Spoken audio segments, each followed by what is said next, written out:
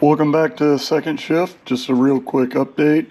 I have initially sanded and put the self-etching primer on a few pieces. I've got the foot peg mounts, the rear brake lever, the chain guard, this little license plate bracket thing, the rear brake. This is a little part of the rear kind of subframe, the headlight bucket, and the toolboxes. And thus far I'm pretty happy with it. And this is what we're using, the SEM self-etching primer. I really like it.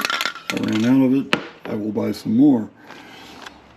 So what we have left to do is, of course, the frame, front fender, rear fender, and the tank.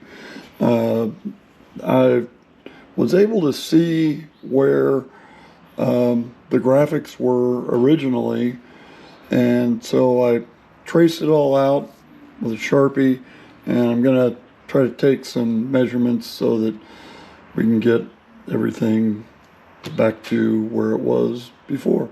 Make it as accurate as possible. All right, that's all I got for you.